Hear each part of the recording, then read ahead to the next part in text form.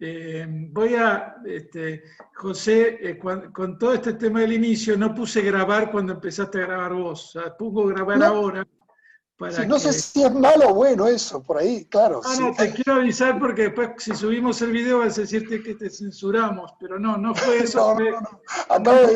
Acabo de ver el icono de grabando. Sí, sí, sí. negligencia del anfitrión, digamos. Bueno, Dale, no pasa nada. me toca entonces primero volver a agradecer a José Chávez, también a su universidad, que siempre con la cual tenemos una amistad desde los inicios, desde que se surgió, y especialmente la carrera de Derecho.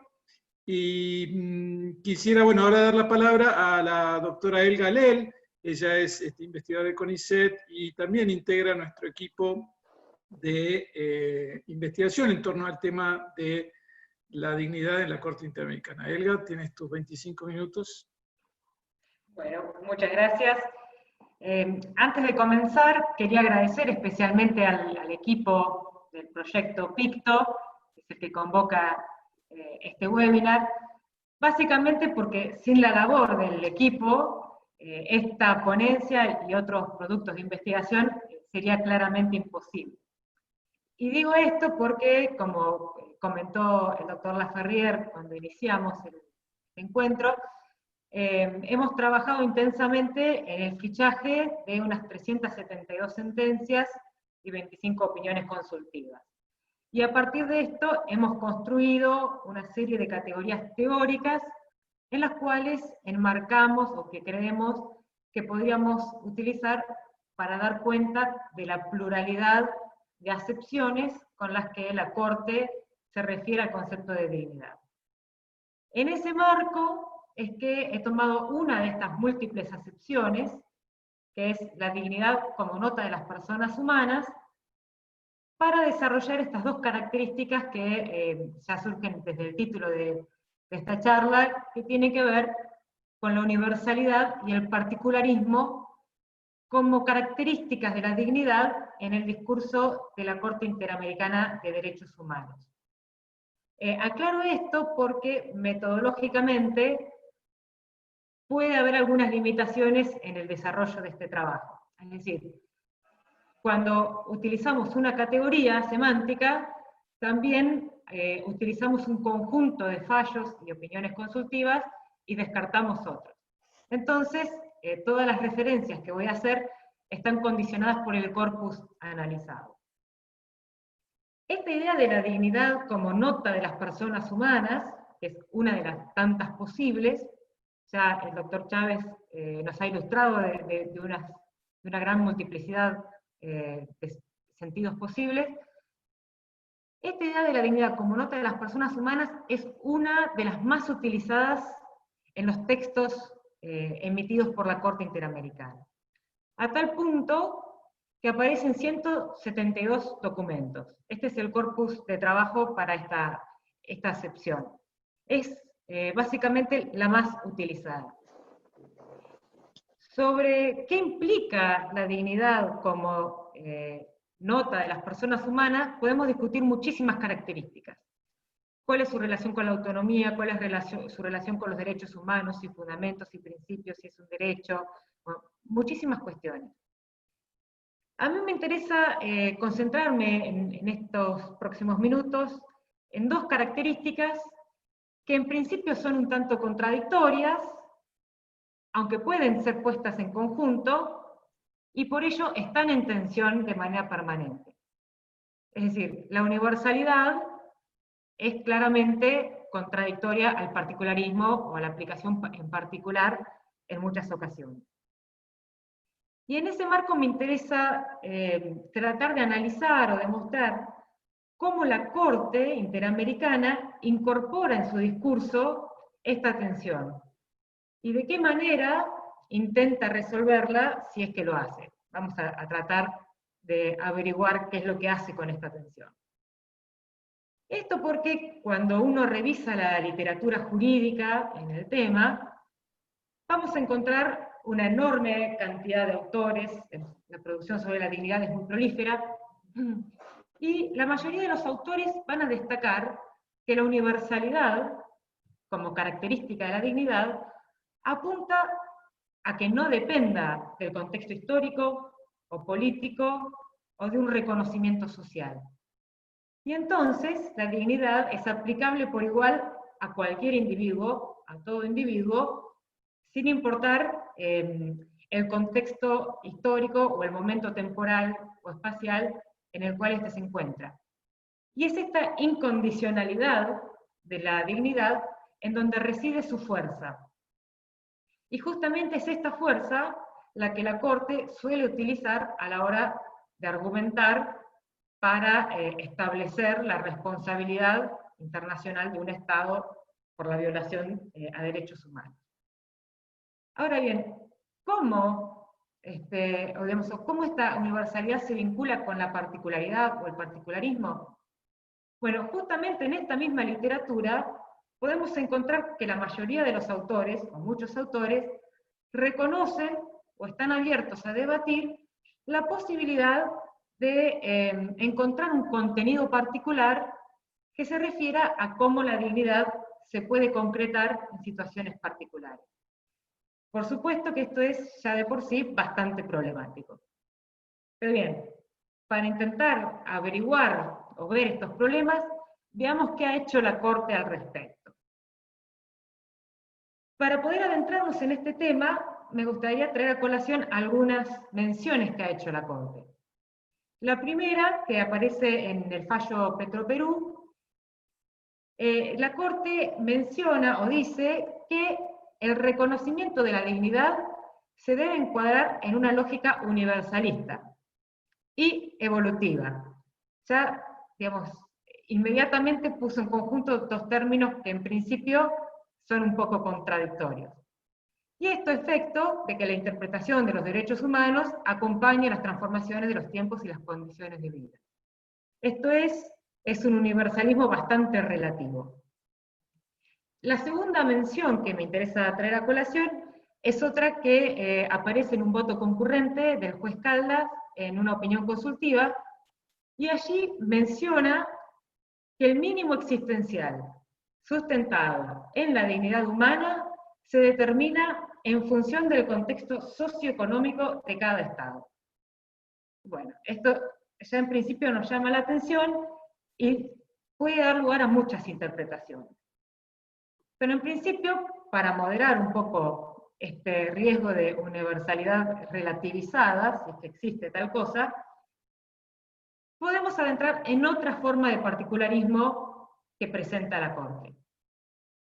Por ejemplo, bueno, existen otras menciones que hablan sobre el universalismo en una forma más fuerte, pero que en este momento no voy a hacer mención para poder ajustarme al tiempo. Pero bien, en otros fallos, y de una manera bastante abundante, la Corte suele detenerse en la elaboración de categorías de grupos vulnerables para pensar que la dignidad puede concretarse de mejor manera, y los derechos humanos pueden concretarse de mejor manera, si se atienden a diferencias en la situación de las personas en relación con sus derechos. Entonces, en este caso, el particularismo no atiende a las condiciones socioeconómicas de los estados, sino que atienden a la situación de los individuos. Y ahora vamos a ver un poquitito qué es lo que tiene en mente la Corte cuando dice esto. Pero antes de ello, digamos, este particularismo es un particularismo limitado. Y es limitado porque la Corte plantea que hacer distinción entre personas no es erróneo, digamos, o puede ser válido, en tanto y en cuanto se mantenga un cierto rango de proporcionalidad entre las diferencias trazadas, las situaciones fácticas y los objetivos de la norma. Pero hay un límite, y este límite es que no se puede repugnar la naturaleza humana. Y esta idea de la naturaleza humana es bastante problemática también, como ya ha adelantado el doctor José Chávez. Vamos a encontrar que en este corpus de 172 sentencias, cuando se hace referencia, en aquellas que se hace referencia a la naturaleza humana, nos explica cuál es la posición que la Corte toma sobre esta naturaleza. Pero al menos podemos encontrar cierto parámetro en el cual la Corte dice que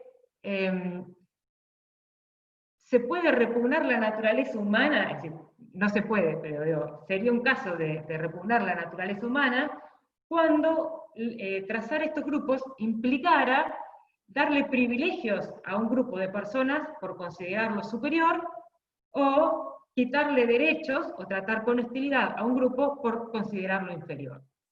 Mientras esto no ocurra y se mantenga la proporcionalidad de criterios y objetivos de la norma, se puede trazar grupos con el fin de tutelar mejor derechos.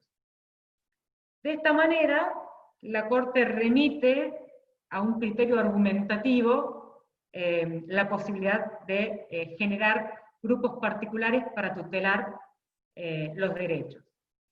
Pero justamente aparece como condición de universalidad un contenido mínimo que sería la prohibición de avasallar la naturaleza humana.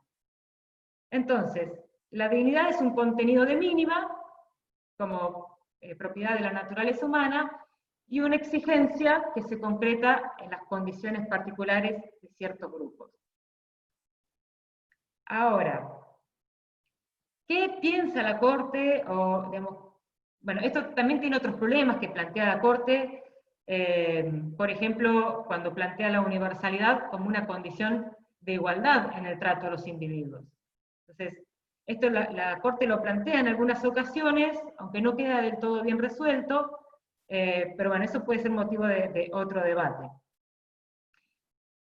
Y ahora, ¿qué tipo de categorías o qué tipo de ideas son las que tiene en mente la Corte cuando piensa en los grupos vulnerables?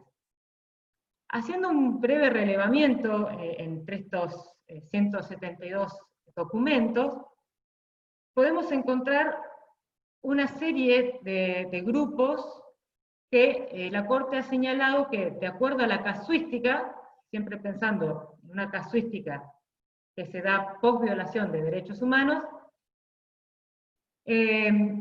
podemos encontrar grupos de individuos vulnerables.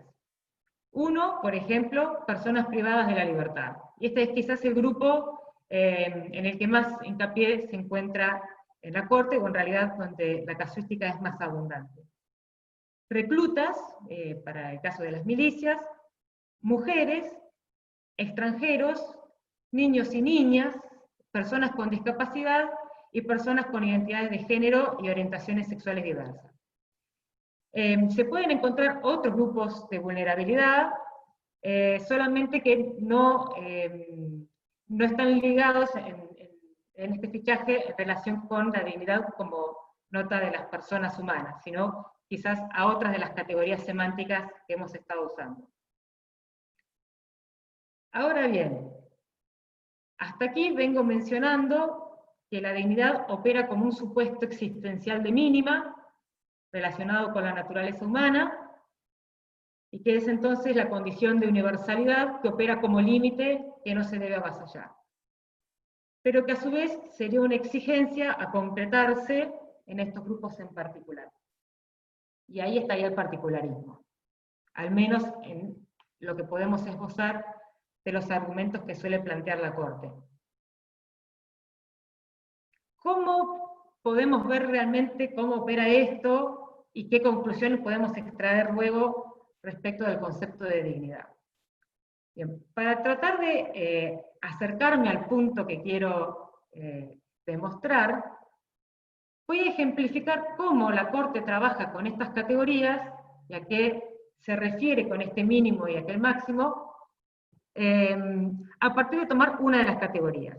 Y esta categoría es, como les mencionaba, aquella que tiene mayor cantidad de casuística y que es la categoría de las personas privadas de la libertad. Por ejemplo, ¿qué ha dicho la Corte sobre el rol del Estado o de los Estados frente a las personas privadas de la libertad? Bien, en principio la Corte ha destacado de manera reiterada que los Estados son responsables de velar por la dignidad humana en las situaciones de detención. Esto porque también son responsables de los establecimientos donde se llevan a cabo esas detenciones. Pero lo interesante es que cuando se ha incorporado este argumento, la Corte ha dicho que los estados no pueden invocar razones económicas para incumplir o para justificar que no han podido cumplir con esos mínimos internacionales de estándares respecto de las situaciones de detención. Entonces, aquí dice que no se pueden invocar razones socioeconómicas. Y hoy, en una de las primeras frases que traía a colación, parecía que la dignidad se adecuaba a ciertas condiciones socioeconómicas. Entonces acá podemos encontrar una primera contradicción bastante fuerte, o bien tenemos una necesidad grande de armonizar estas dos frases para saber si las condiciones socioeconómicas aumentan, entonces las condiciones mínimas, pero nunca las rebajan, o si las condiciones pueden rebajar. Digamos, estas dos frases, así como están, levantan algunas alarmas. Ahora bien, otra cuestión que es muy importante cuando vemos estas categorías es tratar de develar o dilucidar qué exige la dignidad como un mínimo. Exige algunos tratos en particular, activos, y otros, digamos, por omisión, es decir, casos en los cuales el Estado debe respetar, pero también exige algunas acciones activas o proactivas por parte de los Estados. Lo que es interesante y que me va a servir para tratar de demostrar el punto final, es que cuando vemos qué dice la Corte respecto de los tratos que debe llevar a cabo el Estado en relación con la dignidad y la protección de derechos, vamos a ver que la Corte nunca se detiene, o son muy pocas las ocasiones en las que la Corte se detiene a mencionar casos o, digamos, tratos que se condicen con la dignidad. Por ejemplo, en relación con las personas privadas de libertad, en situación de detención, menciona, o podemos encontrar solo dos menciones a casos o tratos que se condicen con la dignidad. Solo dos. Uno, la prevención razonable de situaciones que pueden lesionar los derechos protegidos. Es decir, bueno, una prevención. Y el segundo ejemplo que da la Corte es el arresto domiciliario cuando hay razones de salud y no existen medios para una detención adecuada de la persona afectada. Solo esos dos casos dan como ejemplos de tratos conforme a la dignidad en casos de situación de privación de libertad. Ahora, tratos que no se condicen o que son violatorios de la dignidad. Bueno, ahí en la casuística, en este corpus de 172 fallos, hay que seleccionar los que se relacionan con la privación de la libertad, pero vamos a encontrar una prolífera enumeración de ejemplos que violan la dignidad.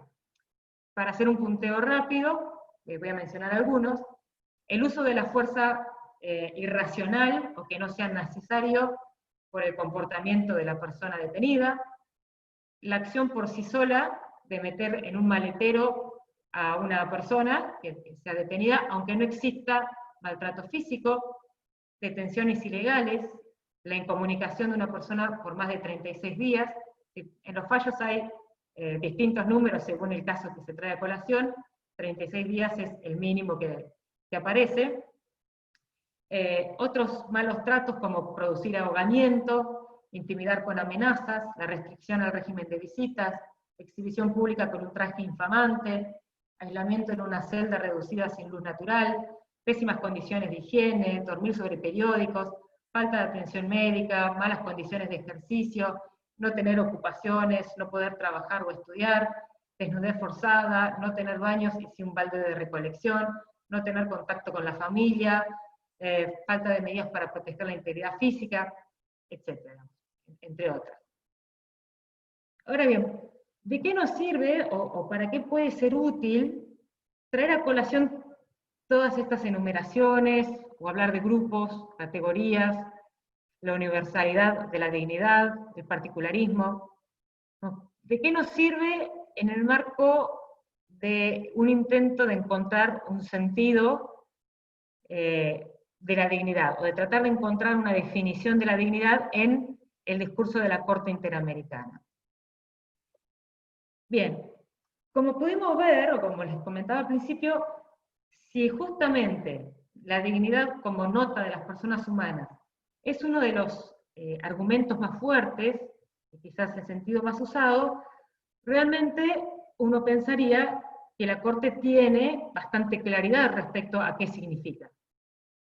Sin embargo, cuando empezamos a analizar distintas características, vemos que no siempre hay un uso uniforme. Por ejemplo, este caso que les mencionaba hace un rato, sobre si el Estado puede invocar o no sus condiciones socioeconómicas para librarse de responsabilidad, es uno de los ejemplos de contradicciones que podemos encontrar en el discurso de la Corte. Entonces, a veces, la indeterminación que se genera puede resultar peligrosa. En otras ocasiones, la Corte intenta resolver, no sin dejar a salvo estas tensiones, entre el particularismo y la universalidad, pero pareciera que la fortaleza de la dignidad como una nota universal queda reducida al mínimo y se atiene más a una visión particularista, siempre y cuando no se avasalle un mínimo. Y entonces vemos que la fortaleza de la dignidad como nota de las personas humanas queda un tanto reducida. En cuanto al rol del Estado, ya hemos visto que es activo, pero lo que me interesa, que quizás sea, digamos, dentro de las múltiples conclusiones que podemos sacar respecto de los tratos que se condicen o no con la dignidad, es que cuando vemos el listado de los tratos que se condicen con la dignidad, podemos ver que no está dentro de la agenda de la Corte destacar a priori cuáles son las exigencias que la dignidad tiene respecto de la concreción de derechos. Es decir, de una gran multiplicidad de casos, solo encontramos 2 menciones. Y esto, si lo replicamos en las otras categorías, se reitera.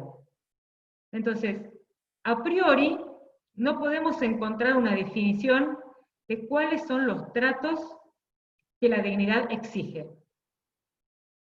Y cuando vemos los tratos que violan o que avasallan, que podrían ser contradictorios con la dignidad humana, podemos encontrar una larga lista.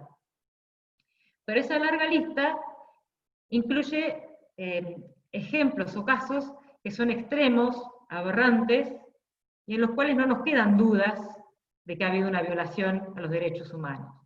Tener una persona encerrada en una celda muy, muy pequeña, sin luz natural, durmiendo en periódicos y con un balde al lado, claramente es un trato aberrante. Sin embargo, difícilmente podamos reconocer cuál es el rango tan amplio que puedan implicar los tratos indignos o contrarios a la dignidad. Por ejemplo, uno de los casos que se mencionaba es el encierro o la detención con incomunicación durante 36 días. Claramente, por los 36 días estamos de acuerdo. Si planteamos 30 días, probablemente la Corte mantenga el criterio. Si planteamos 20 días, quizás sea el mismo. Si planteamos 10 días, ¿sería el mismo? O sea, a priori tenemos muchas dificultades para encontrar una definición que nos permita juzgar cuáles serían la definición de tratos indignos para la Corte. Esto me parece que es interesante para poder pensar que la Corte llega a la dignidad, digamos, o más bien se concentra en la violación a derechos humanos antes que en una definición de la dignidad. Y por lo tanto, cuando llega a referirse a la dignidad, lo hace de manera colateral. Es decir, juzga tratos como indignos o violatorios de la dignidad, pero en realidad encuentra la definición de dignidad a partir de haber dicho que fue violada. Y entonces, la dignidad en el discurso de la Corte tiene justamente un lugar colateral, más bien de consecuencia, y no como un punto de partida teórico o a priori para juzgar. Ahora, que la Corte se concentre en la violación de derechos humanos antes que en las definiciones teóricas, pareciera natural, porque como órgano jurisdiccional, digamos, actúa post-violación. No obstante, justamente, al no concentrarse o al no elaborar una definición a priori, sino que se arme a partir de la abundante casuística, lo que termina sucediendo es que podamos encontrar muchas tensiones no bien resueltas en este discurso de la Corte. Por ejemplo, este caso que había mencionado, ya termino, y sobre todo lo vamos a poder encontrar cuando veamos, en otra ocasión, cómo intenta armonizar el control de convencionalidad en distintos órganos, digamos, es decir, para tratar de prevenir y no de juzgar a posteriori, y también en relación, por supuesto, con la dignidad como autonomía. Bien, con eso termino. Bueno, muy bien, muchísimas gracias. Excelente presentación. Bueno, muy bien. Tenemos varias preguntas. Yo las he recogido a casi todas. Ahora las últimas ya no, y ahora las voy a ir juntando. Las primeras fueron para el profesor Chávez. Te voy a leer, José, algunas preguntas que se han ido saliendo, si querés ir tomando nota, y después haces una respuesta. Una primera nos decía, mientras vos exponías, si es la dignidad un derecho de libre disponibilidad en pleno ejercicio de la autonomía, y si es así, el Estado al legalizar las libertades podría afectar la dignidad. Es una primera pregunta. Una segunda intervención decía si para Kant la naturaleza humana y la persona son realidades complementarias, donde todos los hombres somos iguales, y sostiene el fundamento de la autonomía, de la dignidad. Para Waldron, que coincide en parte con él, el factor de atribución de la responsabilidad que sostiene subjetivo de la autonomía, o el factor debe ser objetivo y que el Estado regule expresamente. Voy a ir leyendo, y ahora te las comparto si querés para que las veas en pantalla.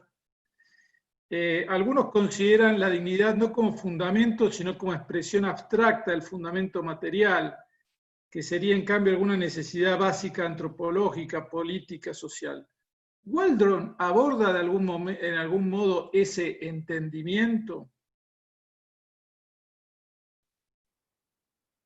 Después dice, desde Brasil, aquí se aprobó una ley contra el paquete del crimen y aumentó la duración de las penas a 40 años. En este sentido, no debería ser el principio de dignidad humana una referencia constitucional a este tipo de leyes a través del control de convencionalidad. Probablemente esa vaya más para Elga. Se pregunta. Dos preguntas después para Chávez. El autor señala que le parece que la propuesta de Waldron es una moderación adecuada a la excesividad subjetiva con que se mira la dignidad. Sin embargo, su determinación a partir de las pautas de la moral social, no crítica, termina siendo relativista, no subjetivista, pero sí relativista en cierto modo, relativa a cierta cultura o sociedad. ¿Cómo lo ve entonces? Creo que algo habías dicho. Y la pregunta es, solo si hay tiempo, por favor, más allá de Waldron, no encuentra un problema en reconocer filosóficamente la dignidad como derecho y también como fundamento. Los derechos entendidos como principios tienen carácter regulativo, mientras que los fundamentos tienen carácter valorativo o justificativo, no regulan. Bueno, hasta allí las preguntas para el profesor Chávez, así que, bueno, te doy la palabra, José. Espera que te voy a reactivar el... Ahí está. Si haces aceptar, ahí estás. Dale, gracias. ¿Cuántos minutos tengo, Nicolás, para esto? No te escucho. ¿Cuántos querés? ¿Cuántos minutos querés? No, ¿10 no, no, minutos? me adecuo al bien común. Sí, sí, no, entre 5 y 10 minutos, dale, Dale. dale. Bien, lo primero, me parece que hay una pregunta que se relacionaba con lo que pasa es que tomo nota pésimo, entonces eso se van a dar cuenta enseguida. Si es la dignidad un derecho de libre disponibilidad. Claro, yo en primer lugar no considero que la dignidad sea propiamente un derecho. Yo sé que incluso el Tribunal Constitucional peruano ha tomado esa determinación y no es el único, ¿no? Pero me parece que es una confusión. Es decir, a mí me parece que la dignidad es el fundamento de los derechos. No me parece que los derechos en principio sean de libre disponibilidad. Lo que pasa es que cuando hay que hablar de derechos, hay que hablar de que existen pues,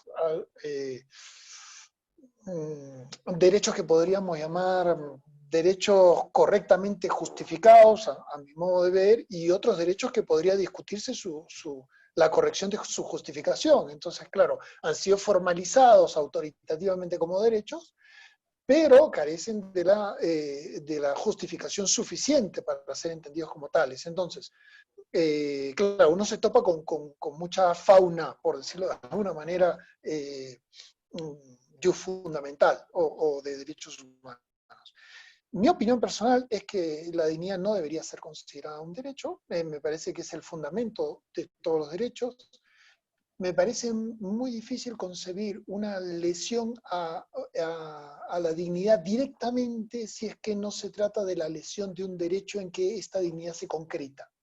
Me parece que, además, como creo que no hay mejores derechos que otros, sino que creo que los derechos son inconmensurables, es decir, que me parece que, claro, porque tengo una idea aristotélica también de la idea de derecho, para mí el derecho es un bien debido en justicia, una conducta justa, entonces me parece que no puede haber pues, conductas más justas o menos justas, sino que los derechos, en tanto que conductas justas, son conductas debidas, todas. Entonces los derechos no... eso trae algunas consecuencias que me llevaría a extenderme y que no puedo hacerlo ahora. Los derechos no entran realmente en colisión, lo que entra en colisión son las pretensiones, algo de eso le gusta decir muchísimo a Pedro Serna, a Fernando Toller, a Juan Cianciardo y aquí en Perú también a Lucho Castillo. Bien, entonces en ese sentido me parece que sería un problema entender que la dignidad es un derecho porque aparecería como una especie de supraderecho, una especie de hiperderecho, ¿no? Me parece que hay una pregunta al final donde cuestiona este doble rol de la dignidad, así que me remito a esa pregunta final. Luego Kant y Waldron, me parece que Waldron claramente la idea de dignidad que defiende no es una idea de dignidad kantiana, le parece interesante la idea de autonomía, pero le parece que no es suficiente para dar cuenta de la riqueza protectiva de los derechos. Entonces, lo que él quiere es, sin renunciar a la autonomía, recurrir a algunos elementos objetivos, por decirlo de alguna manera, que pretendan encauzar las decisiones en materia de justicia y derechos humanos. Eso con respecto a lo que seguí de la segunda pregunta. Bueno, aquí hay una idea de la dignidad como cuestión abstracta, distinta a la cuestión propiamente, entiendo yo, de las necesidades. Me pareció entender algo en la línea de Nussbaum o de Sen. No, yo diría que en lo que he tenido oportunidad de revisar de Waldron, y he revisado algunas cosas, digamos, creo que bastantes, no me parece que haya esta alusión. Tampoco algo parecido a los bienes humanos básicos de Finis. Me parece que la dignidad, digamos así, esta idea subyacente a la que él recurre es como una justificación última, ¿no? Si me permiten compartir una impresión personal, es como una tarea pendiente para él y que tiene que ver probablemente también con una formación judeocristiana de aproximación a la realidad.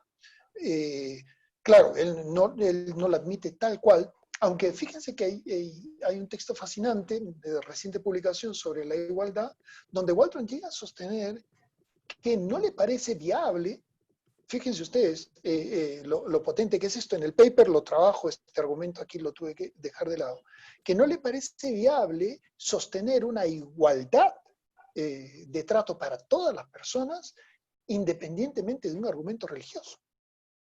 Aunque suene sorprendente. Claro, quien toma contacto con la obra de Waldron ya no se sorprende tanto porque lo toma como un elemento inspirador de alguna manera y no como un elemento que haya que asumir, digamos, completo, ¿no? Yo en el trabajo, que no voy a adelantar la respuesta para que se animen a leerlo, ensayo una dimensión positiva de esta idea waldroniana y también me permito hacer una crítica. Entonces lo voy a dejar ahí con el permiso de los amigos inquietos en el tema. Waldron no es subjetivista, pero tampoco es objetivista, podría ser relativista. Yo no sé si, claro, desde una perspectiva más naturalista, no sé si los amigos lo sepan, soy yo naturalista, bueno, debió parecerse, pero un poco. Si eso es así, me parece que queda claro que el planteamiento de Waldron no es un planteamiento completamente objetivo, ¿no? Pero que tiene pretensiones de objetividad. Es decir, lo que a mí me parecía interesante es que él toma conciencia, y me parece correctamente, que hay como un, digámoslo así, un desborde de los derechos, una especie de idea de que los derechos se equiparan prácticamente con deseos de realización personal.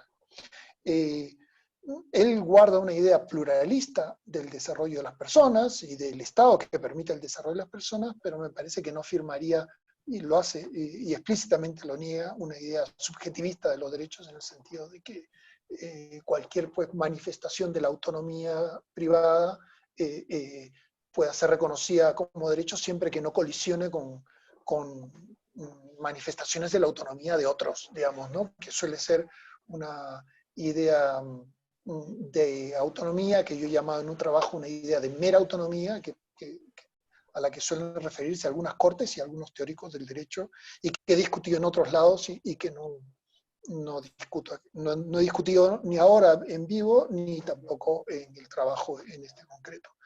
Pero el que esté interesado en esto me puede escribir y yo con gusto le mando los trabajos y le doy mi opinión sobre el asunto.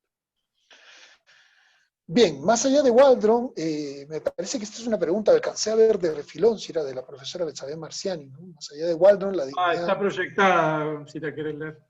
Claro, lo que pasa es que yo tengo un problema con lo que... Te la leo. Si no hay un problema en reconocer a la dignidad como derecho y también como fundamento, pero algo respondiste ya. Sí. Bueno, eso, sí, ¿no? Es que a veces, claro, a veces funciona como regla, a veces como principio, dice, claro. Sí. Dice Alexi, yo no sé si hace referencia a la profesora Marciani a esto. Bueno, en todo caso, para mí el derecho es básicamente un principio, eso no es un derecho concreto, me parece que no trae ningún beneficio, ¿no? La dignidad, sí, no sé qué dije, bueno, la dignidad.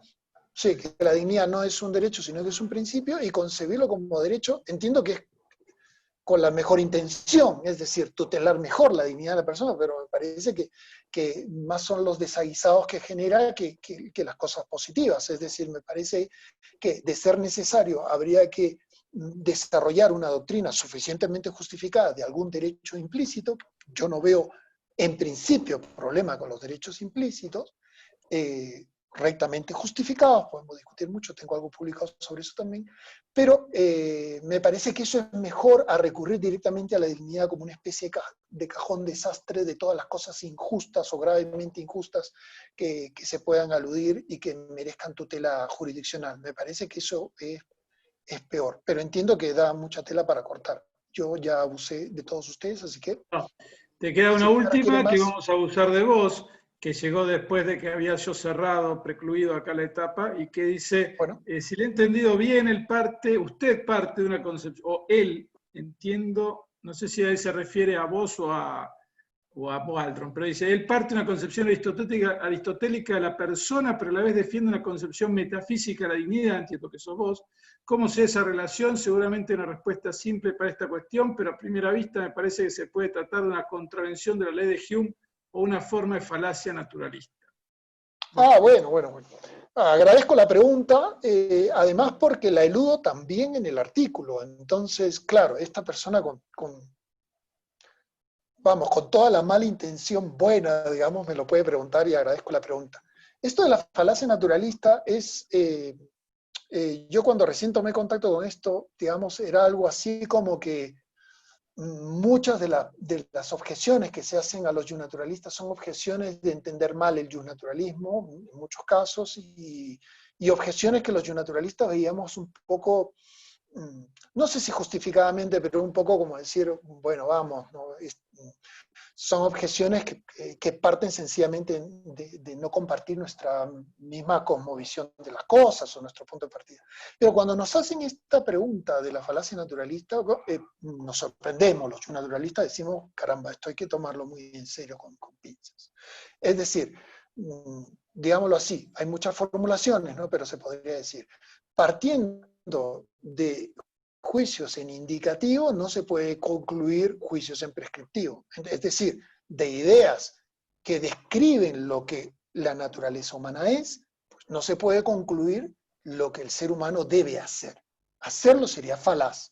Me pasaría a mí lo mismo de lo que yo he tenido el atrevimiento de acusar veladamente, ¿cierto?, a Walton, ¿no?, de cometer una falacia. Entonces, en el artículo remito a algunos textos, voy a hacer una breve referencia, me parece que hay como dos vías de responder esto, ¿no? La primera vía, para responder a la falacia naturalista, me parece que es la utiliza Beuchot, el mexicano, también la utiliza Hervada, y es lo siguiente, ¿no? Que claro, pretenden disolver la falacia en el sentido siguiente, ¿no? Claro, si la naturaleza es un mero hecho, ¿verdad? Entonces, claro, de un mero hecho no se puede concluir que algo deba ser así, es decir, de que una manzana sea normalmente roja o verde, o supongamos que tenga un color más o menos fijo, que no lo es, una naranja quizás sea un mejor ejemplo, pues tiene el color que tiene, naranja, uno no puede concluir de que todas deban serlo, ¿no? Algo así como que aparece una naranja de un color distinto y uno le dice, pues muy mal, naranja, ¿no? No sos naranja, no eres naranja. Porque pues una naranja típica y ya está.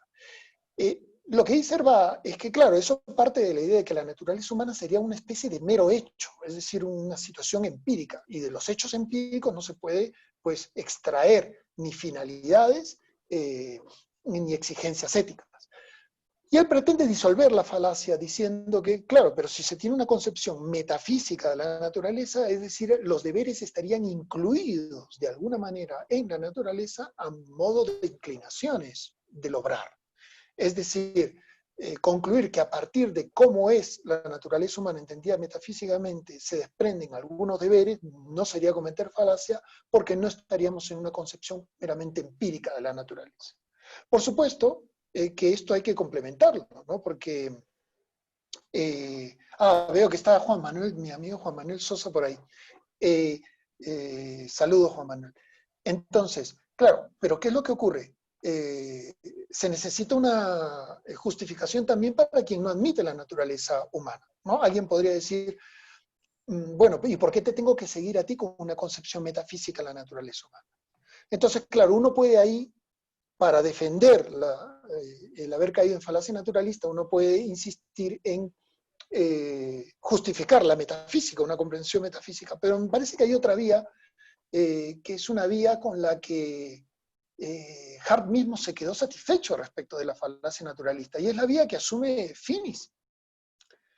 Para Finis, en realidad no hay una falacia naturalista sin recurrir a un argumento metafísico a partir de categorías lógicas. Lo que él dice es que, claro, en el razonamiento de la ley natural no se parte de juicios en indicativo, pero no solo de juicios en indicativo, sino de juicios en prescriptivo. Es decir, los primeros juicios prescriptivos, es decir, se debe hacer el bien, se debe hacer el mal, que son juicios evidentes, son parte del razonamiento moral que nos lleva a las conclusiones más concretas sobre ley natural. Entonces no hay una falacia porque existe al menos una premisa normativa desde el principio. Entonces concluir en normativo no es falaz. ¿no? Porque, claro, si bien es cierto, la materia de la naturaleza humana, los juicios indicativos sobre la materialidad de la naturaleza humana forman parte del razonamiento, no es solamente estos juicios en indicativo de los que se extrae los juicios en prescriptivo, sino que se parte de una idea prescriptiva de arranque, que es la idea evidente de los primeros principios prácticos. Por supuesto que alguien puede cuestionar la evidencia de los primeros principios prácticos, pero incluso si somos derrotados los naturalistas respecto de la justificación de estos primeros principios autoevidentes, ya la falacia naturalista dejó de ser una objeción. No sé si me explico, estamos discutiendo otra cosa. Estamos discutiendo si existen algo así como los primeros principios del obrar humano inteligibles directamente, digamos, por la razón práctica. Pero es una discusión distinta a la de la falacia. Espero no haber sido enredado y haber honrado a estos filósofos del derecho diciendo la mitad de las cosas que han dicho con tanta sensatez, pero bueno, dicho no tan rápido como hubiese querido, eso es. Gracias. Gracias, José. Bueno, tenemos las preguntas para Elgar, que una se refería a... Una era cuál era el nombre del fallo en que te referías a universalidad versus particularismo. Si podías dar alguno de esos nombres. Yo entiendo que en uno mencionaste Petroperú, después hablaste de una opinión consultiva, ¿cuál era? Y algunos otros más que mencionaste. Respecto, si solo habla de las personas privadas, solo habla respecto a las personas privadas, las cuestiones socioeconómicas no habla, y las cuestiones no habla de los demás derechos civiles. Bueno, no llego a entender. Querría saber si analizar el problema de la dignidad respecto de las opiniones de los jueces en las distintas etapas de la Corte, no es lo mismo la cosmovisión de los 80 con la actual, cómo se trata la cuestión de la dignidad en situaciones de restricción de emergencia general, y se consideran las disidencias o se han encontrado entre los fallos particulares o en minoría, si hay tiempo, porque es tarde y lo dejamos. Básicamente se estaría viendo la dignidad y su fundamento en la Corte de un punto de vista íntimamente relacionado con las aporías del derecho. El hallazgo de lo que hace la Corte podría leerse también como una forma pragmática de resolver el debate, quizás con interés mayormente conceptual entre universalismo y particularismo en materia de derechos humanos. Y eso parece mejor en cada situación. No habría que angustiarse tanto, entonces, por no encontrar conceptos sólidos en la Corte sobre temas controvertidos, pues su papel es la de juzgar y no teorizar. Y es posible obtener el mail del conferencista Chávez, ese iba para vos, si, una persona que me lo pide. Bueno, muy bien, Elga, te doy la palabra. Creo haber, no sé si entró alguna más. Sí, había quedado pendiente la pregunta de Brasil.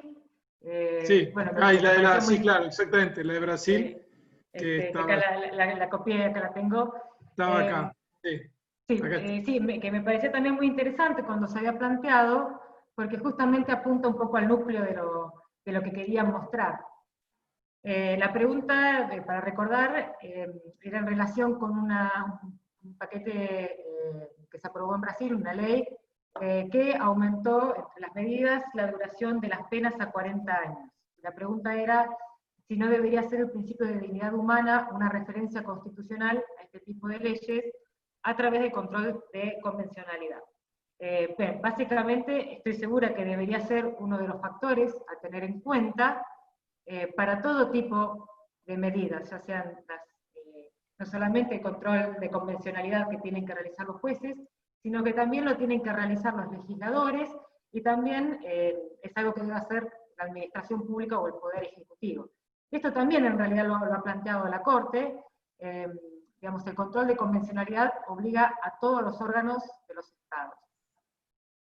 Ahora, justamente ahí creo que viene el gran problema, que tiene que ver con que la Corte no da estos parámetros a priori para hacer el control de convencionalidad como lo haría la misma Corte. Entonces, cualquier órgano que tiene que crear una disposición legal o una resolución o una aplicación, digamos, cualquiera sea el órgano, tiene que pensar cómo pensaría la Corte, o bien apropiarse a sí mismo de la Convención Americana y la demás normativa del sistema interamericano. Y ahí hay un gran problema, porque, por ejemplo, en el caso que nos traen a colación, ¿qué diría la Corte sobre 40 años en prisión? ¿Sería racional o no sería racional? Quien tenga que resolver esto, ya sea un juez o quizá los mismos legisladores cuando discutieron este paquete, tendrían que haber hecho este ejercicio epistémico de, bueno, si nosotros fuéramos la Corte Interamericana, ¿esto sería racional? Y si uno indaga entonces en qué ha dicho la Corte para tratar de entender qué dice la Corte, o cómo pensaría la Corte, ciertamente no hay parámetros. Yo mencionaba este caso de, por ejemplo, 36 días de encierro aislado e incomunicado. Bien, la Corte ha determinado que 36 días son mucho, pero porque el caso, o los casos que se trajeron a colación, planteaban esta cantidad de días. ¿Qué diría si fueran 20? ¿Qué diría si fueran 10? ¿Qué diría si fueran 5? O sea, en realidad termina remitiendo un poco a que cada intérprete tenga que hacer este control de convencionalidad, pero con ciertas dificultades para la interpretación. Pero sin duda el esfuerzo se tiene que hacer. Creo que esto me remite a otra pregunta o a otro comentario que tiene que ver con el rol de la Corte. Es cierto, no me escandaliza para nada que la Corte no haga teorizaciones, porque su rol es el de juzgar después de una violación. El problema justamente es que el control de convencionalidad lo tienen que hacer todos los órganos. Y si erran en ese control de convencionalidad, el particular damnificado, o la víctima, o presunta víctima, tiene que transcurrir todo un camino judicial para poder llegar hasta la Corte y dilucidar si realmente ese control de convencionalidad hecho anteriormente fue correcto o no. Y como no hay parámetros a priori, queda un poco librado a la suerte. Es decir, quizás, primero, a ver si la víctima o presunta víctima decide recurrir o no, y segundo, digamos, cuál es el camino que recorre este caso en todos sus escalafones judiciales. Entonces, la Corte está haciendo lo que tiene que hacer, que es juzgar y resolver pragmáticamente, pero teorizar, si bien no es parte de su rol, podría ayudar. Tampoco sé si realmente es necesario que lo haga. Me parece que es difícil exigirle a un órgano judicial o jurisdiccional que teorice. Pero en este caso me parece que haría algún aporte. Pero también me parece que es un aporte importante para sí mismo, aunque no exponga su visión teórica de la dignidad, digamos, sería un aporte para su propia jurisprudencia, sus propias opiniones consultivas, porque creo que disipa algunos riesgos de contradicciones o de incomodidades cuando no son contradicciones. En cuanto a otras preguntas que tenían que ver con los fallos... Ahí te clarificaron, sí, si los fallos tratan de otros derechos civiles vulnerables distintos a las personas privadas de la libertad. De otros derechos civiles vulnerables de las personas privadas de la libertad. No, de las personas privadas de libertad en la casuística esta, no. Pero esto tiene que ver más que nada con los casos que han ido llegando a la Corte y con, digamos, lo que ha estado en la agenda de la Corte en el último tiempo. En general, hasta el 2012, nosotros hemos trabajado con algunas etapas, y creo que con esto también me remito a otra pregunta. Hemos trabajado con algunas etapas desde 1987 hasta 1918. Y si bien todavía no tenemos un artículo que trabaje, claro, bueno, si bien no tenemos un artículo que pueda demostrar esta evolución de cuáles han sido los temas que ha trabajado la Corte, en una mirada rápida, que eso lo he intentado hacer, podemos ver que básicamente hasta el 2012, más o menos, iuri tantum, las principales preocupaciones de la Corte han tenido que ver con los malos tratos en las situaciones de detención, digamos, esta enumeración que hice, que es exhaustiva, puede ser que en la rapidez haya omitido alguno, pero esos son los derechos, que tienen que ver con la integridad física, básicamente, y con el derecho a la vida de los presos. digamos, y cuando hablo de la integridad física, no solo contra maltratos físicos, sino contra un maltrato, digamos, de su entorno psicológico. Pero no se plantean otro tipo de derechos respecto de las personas privadas de libertad. Quizás, a medida que avancemos desde el 2012 hacia adelante, podamos encontrar otras situaciones, porque ahí la agenda de la Corte se abre hacia otros temas. Por ejemplo, a la salud, bueno, algunas otras cuestiones de propiedades comunitarias, pero digamos, existe como más una mirada con intersección de otras categorías. Pero hasta ese entonces, las preocupaciones iban más por otro lado, que tienen que ver con esta integridad física y contra las torturas y desapariciones forzadas en términos generales. Bien, y esto creo que también responde a la cuestión de las etapas. A ver qué otra pregunta. Bien, en cuanto a cuántos fallos hay, en realidad hago referencia a un conjunto bastante grande de fallos. Yo había traído a colación la mención específica de algunos, porque me parecían un poco más ejemplificativos para usarlos de disparadores, como el caso de Petroperú, que hay dos, está la sentencia interpretativa y la de fondo. La mención está traída de la sentencia de fondo. También está la opinión consultiva, que es la segunda mención que hice, que es sobre la titularidad de derechos de las personas jurídicas, que es la opinión consultiva 22 del 16. Pero también hay muchísimos más, y de hecho hay algunas menciones que después se hacen recurrentes porque la Corte se vuelve a citar a sí misma. Sobre esto creo que está trabajando otra miembro del equipo, que es Florencia Ratti, que bueno, ya en algún momento veremos estos resultados. Pero mi idea también es que esto posteriormente se publique como un paper, tendría que culminar para armarlo, pero posiblemente esto después podrán ver estas citas. Pero, por ejemplo, en cuanto a la construcción de grupos, creo que uno de los fallos claves era Tala Rifo, pero bueno, podemos ver muchísimos más en los que aparecen esta construcción de categorías.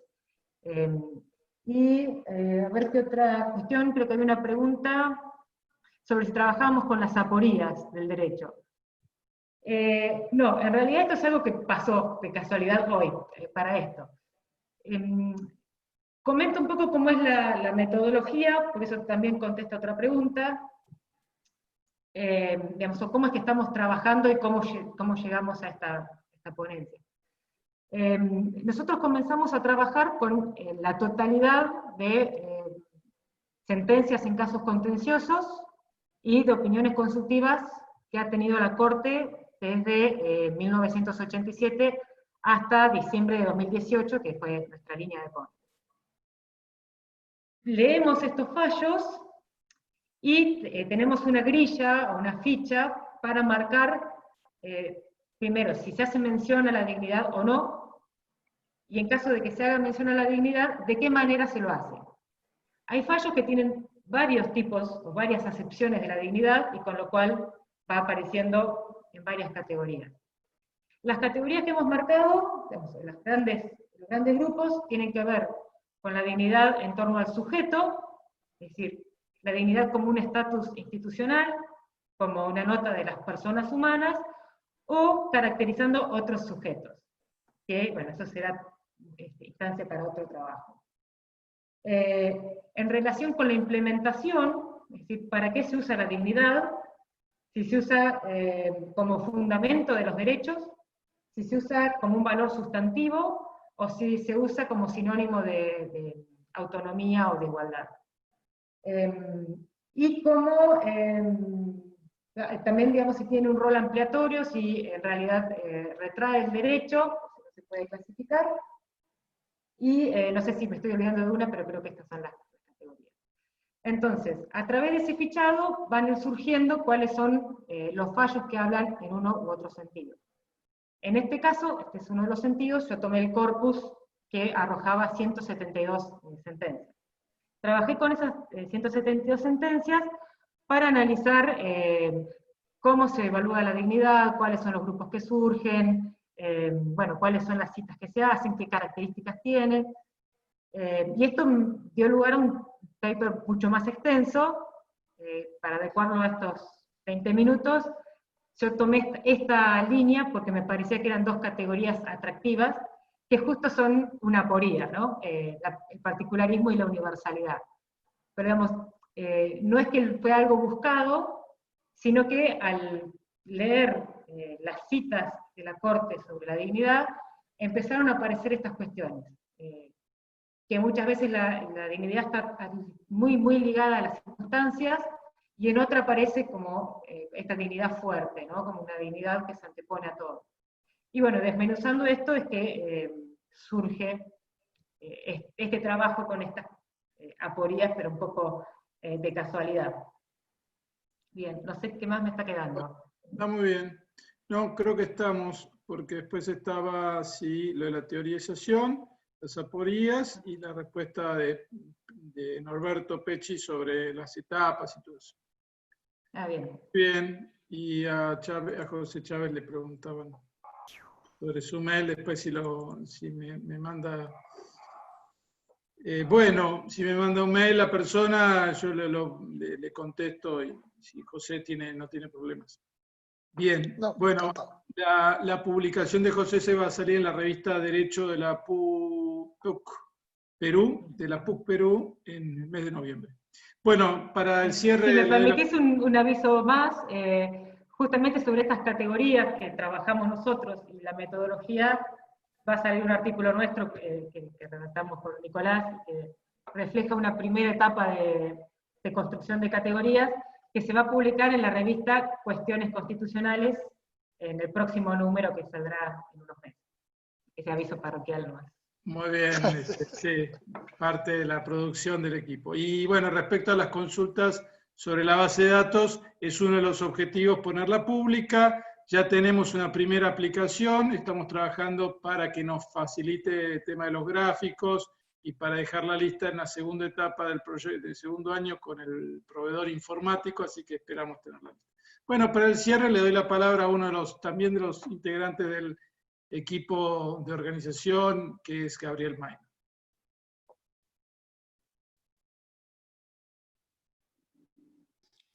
Bueno, no, simplemente para agradecer en primer lugar a los expositores, que son dos profesores brillantes, casi todos los conocemos y no es sorprendente este despliegue que han hecho, igualmente brillante.